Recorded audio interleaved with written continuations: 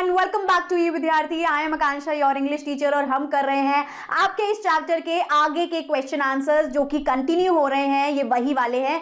सो भाई उससे पहले मैं आपको एक इंपॉर्टेंट बात बता दूं कि भाई अब ई विद्यार्थी आपको दे रहा है फ्री डाउनलोड। जो चाहिए वो आप डाउनलोड कर सकते हैं, क्लास वाइज, सब्जेक्ट वाइज। यहां पर आप कर सकते हैं एमसीक्यू की प्रैक्टिस, साथ ही साथ आपको मिल जाने वाली है एक समरी भी और एनसीईआरटी के सॉल्यूशंस जो हम ढूंढ ही रहे होते हैं कि कहां मिल जाएंगे, है ना। तो भाई ये वीडियो पूरी देखेंगे, उसके बाद जो चाहिए वो डाउनलोड कर लेंगे। तो चलिए आइए स्टार्ट करते हैं क्वेश्चन आंसर्स को। नमस्ते बच्चों, आप सबका स्वागत है। चलिए आज हम मिलके इंग्लिश की एक मजेदार एक्सरसाइज सॉल्व करते हैं। फटाफट अपनी नोटबुक और पेन निकाल लीजिए ताकि आप मेरे साथ साथ आंसर्स लिख सकें। रेडी हैं? शुरू करें। तो हमारी एक्सरसाइज है फिल इन द ब्लैंक्स। हमें नीचे दिए गए सेंटेंसेस को एक बॉक्स में दिए गए करेक्ट एक्सप्रेशन से पूरा करना है। चलिए देखते हैं हमारे पास कौन कौन से ऑप्शंस हैं। ये रहे हमारे एक्सप्रेशंस। मैं एक एक करके इन्हें पढ़ती हूं, ध्यान से सुनिएगा। हमारे पास हैं came into existence, to no end, in full glory, in disbelief, to name a few, and age-old problem. इन्हीं में से हमें सही जवाब चुनना है। चलिए पहला सेंटेंस देखते हैं। सेंटेंस है आई हैव रेड मेनी स्टोरीज और फिर एक ब्लैंक। इस खाली जगह में बॉक्स में से कौन सा एक्सप्रेशन आएगा? थोड़ा सोचिए और अपनी नोटबुक में अपना आंसर लिखिए। और सही जवाब है टू नेम अ फ्यू। पूरा सेंटेंस बनेगा I have read many stories to name a few. To name a few हम तब यूज करते हैं जब हमारे पास बताने के लिए बहुत सारी चीजें होती हैं, लेकिन हम उनमें से सिर्फ कुछ के ही नाम लेते हैं, जैसे एग्जाम्पल देने के लिए। अब आते हैं सेंटेंस नंबर 2 पर। सेंटेंस है do you know when this little town blank. इस खाली जगह पर क्या आना चाहिए? अपने ऑप्शंस में से ढूंढिए। बिल्कुल सही, यहां आएगा केम इनटू एग्जिस्टेंस। पूरा सेंटेंस है do you know when this little town came into existence. Came into existence का मतलब होता है अस्तित्व में आना, यानी किसी चीज का बनना या शुरू होना।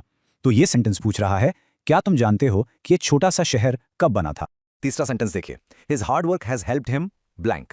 उसकी मेहनत ने उसकी मदद की, लेकिन कैसे? इस ब्लैंक को भरने के लिए सही एक्सप्रेशन चुनिए। बहुत बढ़िया, सही जवाब है टू नो एंड। अब सेंटेंस बन गया his hard work has helped him to no end. यहां टू नो एंड का मतलब है बहुत ज्यादा या बेअंत। तो इस सेंटेंस का मतलब हुआ कि उसकी कड़ी मेहनत ने उसकी बहुत ज्यादा मदद की है। ओके, चौथा सेंटेंस है there are no simple solutions to the blank of traffic jams. Traffic jams की समस्या को हम इन एक्सप्रेशंस में से किससे डिस्क्राइब कर सकते हैं? एक्सीलेंट, सही एक्सप्रेशन है एज ओल्ड प्रॉब्लम। पूरा सेंटेंस है there are no simple solutions to the age old problem of traffic jams. Age old problem का मतलब होता है एक ऐसी समस्या जो बहुत पुरानी हो, जो बहुत लंबे समय से चली आ रही हो। अब पांचवां sentence, he open the ancient wooden box and stared at the treasure blank. सोचो, जब उसने पुराना सा संदूक खोला तो उसने खजाने को कैसे देखा होगा? अगर आपने इन डिसबिलीफ सोचा है तो आप बिल्कुल सही हैं। The correct sentence is he open the ancient wooden box and stared at the treasure in disbelief. In disbelief का मतलब होता है जब आप किसी चीज पर यकीन ना कर पाएं, बहुत ज्यादा हैरानी से। यूज विश्वास ही नहीं हो रहा था कि उसके सामने इतना खजाना है। और ये रहा इस एक्सरसाइज का आखिरी sentence, the garden is blank in spring with lots of beautiful flowers in Bloom. अब तो बॉक्स में सिर्फ एक ही ऑप्शन बचा है, तो ये आपके लिए आसान होना चाहिए। And the correct answer is in full glory. पूरा सेंटेंस होगा the garden is in full glory in spring with lots of beautiful flowers in Bloom. In full glory का मतलब होता है अपने पूरे शान में या अपने सबसे सुंदर रूप में। तो सेंटेंस का मतलब है कि स्प्रिंग के मौसम में बाग पूरी तरह से खिल उठता है। बहुत अच्छा काम किया सब। Okay, so here's our challenge for today. It's all about synonym matching.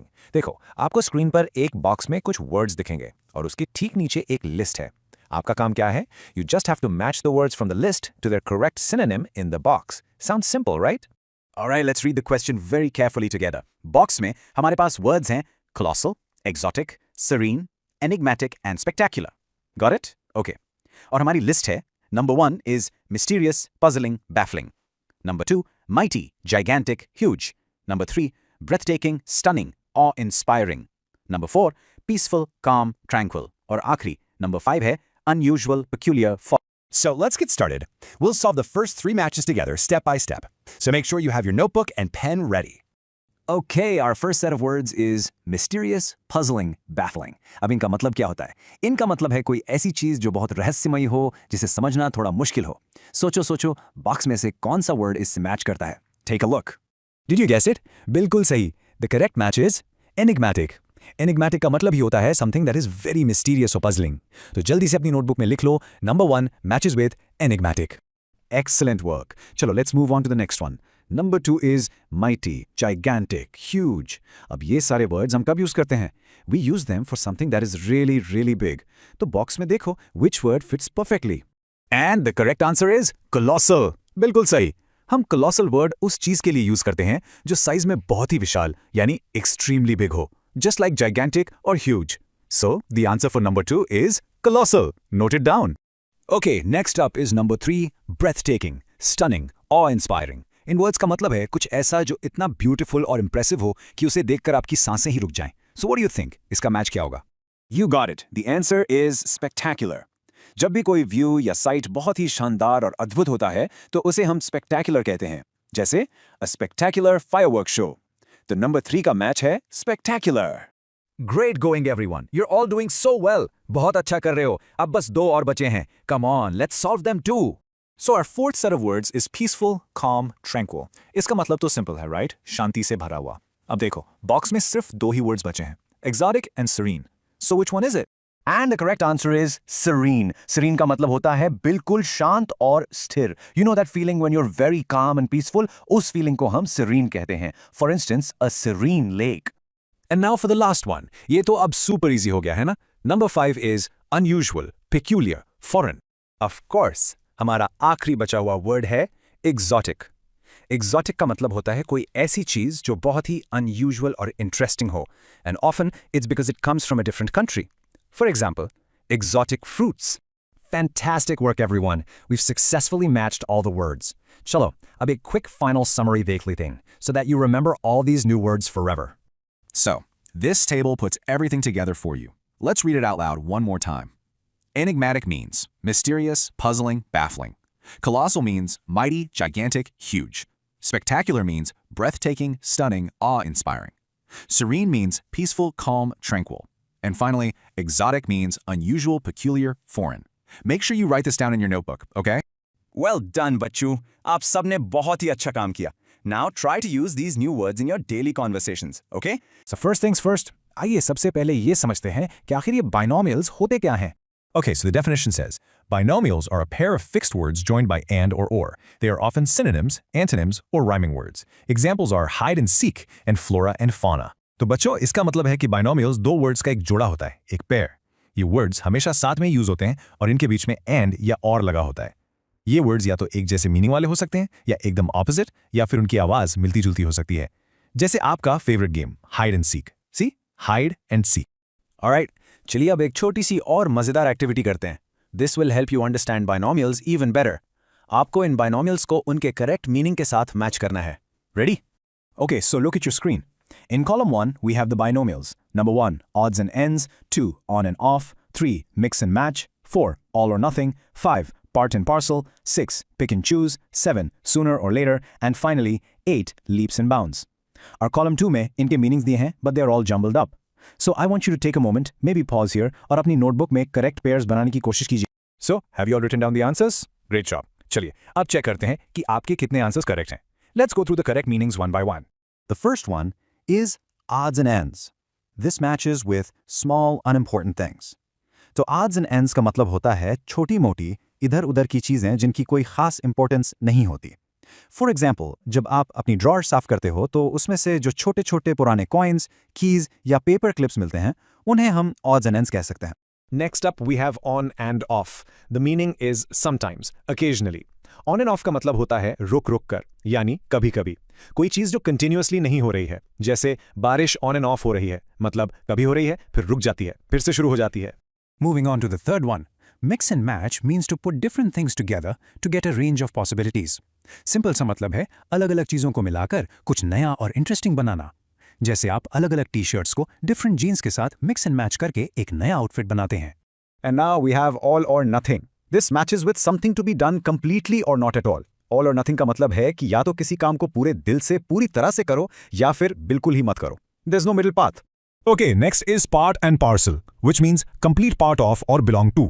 इसका मतलब है किसी चीज का एक बहुत जरूरी अनिवार्य हिस्सा होना जिसके बिना वो चीज कंप्लीट नहीं हो सकती. जैसे हार्ड वर्क सक्सेस का एक पार्ट एंड पार्सल है. Next, we have pick and choose. The correct meaning is to choose only the best things, people, etc. Pick and choose का मतलब है जब आपके पास बहुत सारे ऑप्शंस होते हैं और आप उनमें से अपनी मर्जी से सबसे अच्छी चीजें चुनते हो। We are almost at the end. Sooner or later means at some time in the future. इसका सीधा सा मतलब है आज नहीं तो कल, यानी कोई चीज जो अभी नहीं तो आगे चलकर जरूर होगी. It's inevitable. And here is the last one from our matching exercise. Leaps and bounds means to increase or develop very quickly. Leaps and bounds का मतलब है दिन दुगनी रात चौगुनी तरक्की करना, यानी बहुत ही तेजी से ग्रो करना या आगे बढ़ना। Well done everyone! आपने पहली एक्टिविटी बहुत अच्छे से कंप्लीट की। Now let's move on to our next challenge. अब हम इन्हीं बाइनोमियल्स को अपने सेंटेंसेस में यूज करना सीखेंगे। This is going to be fun. So, the instruction on your screen says, use the binomials given in column 1 in sentences of your own. तो अब आपका टास्क है सोचना कि आप इन बाइनोमियल्स को यूज करके कैसे अपने खुद के सेंटेंसेस बना सकते हैं। Come on, give it a try. Okay, I hope you have tried. चलिए अब मैं आपको कुछ एग्जाम्पल सेंटेंसेस दिखाती हूँ। इनसे आपको एक क्लियर आइडिया मिल जाएगा कि इन बाइनोमियल्स को सेंटेंसेस में कैसे यूज करते हैं। Let's start with odds and ends. The sentence is, after cleaning my drawer, I found a few odds and ends like old coins, keys and stamps. इस sentence का मतलब है अपना ड्रॉ साफ करने के बाद मुझे कुछ छोटी मोटी चीजें मिली जैसे पुराने सिक्के, चाबियां और स्टैम्प्स। यहाँ odds and ends का यूज उन्हीं छोटी मोटी मिसलेनियस चीजों के लिए किया गया है। Next, on and off. Sentence. It rained on and off throughout the day, making it hard to plan a picnic. यानी दिन भर रुक रुक कर बारिश होती रही जिसकी वजह से पिकनिक प्लान करना मुश्किल हो गया। यहाँ पर on and off बता रहा है कि बारिश लगातार नहीं हो रही थी, intermittently हो रही थी। Now for mix and match. The sentence is, she likes to mix and match her clothes to create a unique style. इसका मतलब है उसे अपने कपड़ों को अलग अलग तरह से मिलाकर एक यूनिक स्टाइल बनाना पसंद है। इस सेंटेंस में मिक्स एंड मैच का यूज क्रिएटिविटी और कॉम्बिनेशन दिखाने के लिए किया गया है। Let's see all or nothing. Here's the sentence. He decided to give his best in the competition. It was an all or nothing moment for him. यानी उसने कंपटीशन में अपना सबसे बेस्ट परफॉर्म करने का डिसाइड किया, ये उसके लिए करो या मरो जैसा मोमेंट था। यहाँ ऑल और नथिंग सिचुएशन की इंटेंसिटी को हाईलाइट कर रहा है। Next is part and parcel. The sentence is, hard work is a part and parcel of success in any field. इसका मतलब है मेहनत करना किसी भी फील्ड में सफलता का एक बहुत जरूरी हिस्सा है। यहाँ पार्ट एंड पार्सल ये एक्सप्रेस कर रहा है कि हार्ड वर्क के बिना सक्सेस पॉसिबल ही नहीं है। Now, pick and choose. Sentence. At the buffet, you can pick and choose whatever dishes you like. यानी बफे में आप अपनी पसंद के कोई भी डिशेस चुन सकते हैं। ये सेंटेंस शो कर रहा है कि जब आपके पास बहुत सारी चॉइसेस होती हैं तो आप पिक एंड चूज कर सकते हैं। Let's look at sooner or later. The sentence is, sooner or later the truth will come out. इसका मतलब है आज नहीं तो कल सच तो सामने आ ही जाएगा। यहाँ sooner or later एक ऐसी चीज के लिए यूज हुआ है जिसका होना तय है। It will happen eventually. And our final sentence uses leaps and bounds. Technology has advanced by leaps and bounds in the last decade. यानी पिछले 10 सालों में टेक्नोलॉजी ने बहुत तेजी से तरक्की की है। यहाँ leaps and bounds टेक्नोलॉजी की रैपिड प्रोग्रेस को परफेक्टली डिस्क्राइब कर रहा है। तो बच्चों, आई रियली होप कि आपको ये बाइनोमियल्स अच्छे से समझ आ गए होंगे। Now you must try to use them in your own sentences. We'll meet in the next explainer. So I hope आपको चैप्टर के क्वेश्चन आंसर्स अच्छे से समझ आ गए होंगे। Thank you so much for watching. फिर मिलेंगे अगली वीडियो में। Bye bye cuties. तो करना क्या है, लाइक, सब्सक्राइब एंड शेयर।